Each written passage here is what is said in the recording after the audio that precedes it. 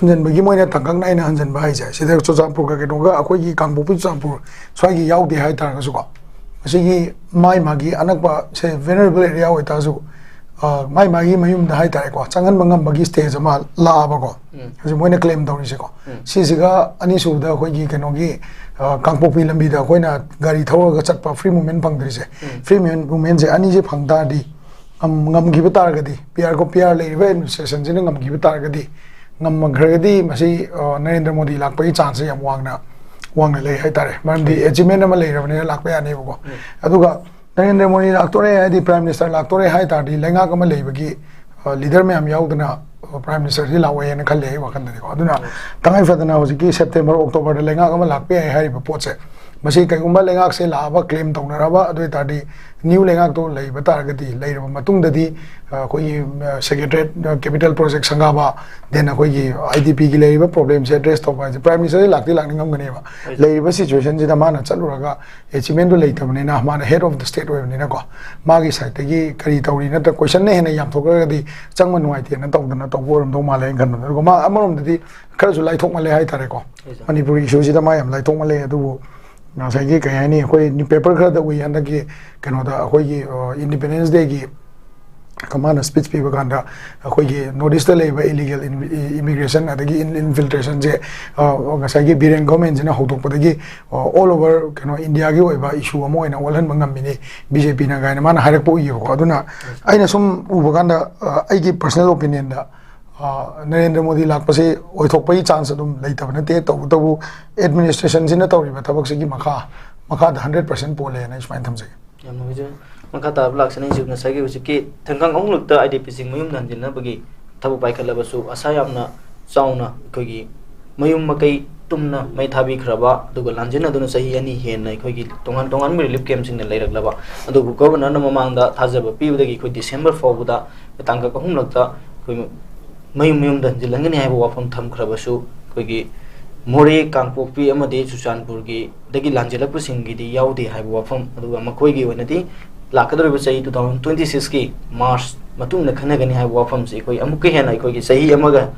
koi sahi ani warakle ani henjila basida amaga mu hapsilaga sahi ahum hen IDP sing asi awabo dagi mathakta awabo dhuma koi gani hai wafam doni governor phongdoli wafam aduga governor local lei khungthang se kamai yengbe governor na phongdoi wafam jida clarity ma di lai ko sai clarity ma lai adi IDP human jana ni ha ga khoina IDP loina mak ne na khalu base IDP loina mak ti oiram dre ha base ma di yam crystal clear oire hoji yam clear oire ai tai ko aduna akoina haji si yeng doi si kai no ga na hanjan handori ba IDP moina IDP ai je kana bono duga ga sai gi chai ama moina chai ama ga chonda ba matam da kangpopi ga Chuchanpur de leramba misak singche moigi economic capacity se moina chai ama sida heng revive to ngam dore ngam moidora ha potne lai je aina kan mada moina hanjalani hai je thongnawi gumba adagi somna kan gi khoi gi moirang puren gumba adagi sigi kano gi khoi gi mapho swai de leiba adagi sigi khoi gi kano gi kano je khoi gi kai Imphal district lungi yam lai je ko swai gi na yam bo ram to male moi holi je ko do sidi yam arai ba jaga ne moina hanjalan gi de hujik sunu manjalan ba ya ba jaga ne ko ada aduna tab khara luba jaga hai tare koi gi torbung bangla degi sonakan Chuchanpur manungi maitai le gai le ramba den more gi je handaki maitai ga tawna basidana tana hana naga taram badagi maitai ga naga punna taram badagi kuki na moi lamne na nampu de loksan gi bagi pora de pata ta san gi ba suguma ma process ma le ai tai ko masai gi kaini Chuchanpur da pata len leite ga hajalak ba kangpopi da pata len leite ga leite moi pata na te ga hajalak ba ko ado si existence ki question jela ga na coexistence oiba oida ba je sarkar gi leiba relevant document lep ka da ne ko ada sarkar gi leiba relevant document ne ju lep ngam da ba adu ga khoi de ju moi na pangai da hajan ba miyam da kaini propaganda gi type to bu ma di governor na ma se clear oina clarity ma di pire na lo ta ne adu ga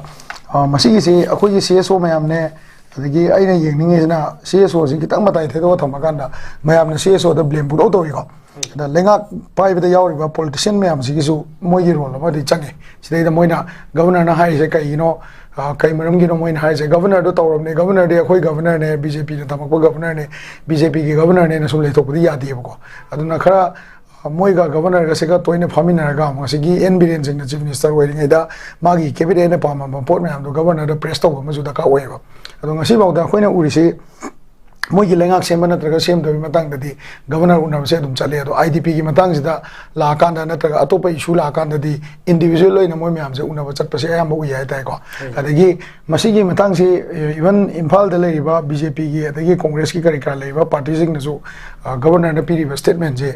खरदी हंगबम थोए मरमदी IDP ma'am से खेना बसे काइनो कई मरमगे सुचामपुर कांगपु पिगा याउद्री no चाई मा थेंग the दुई मरम से काइनो हाइबसे मोय नसु हंगबम थोकरा हाइबसे आई सुमाइन थमजे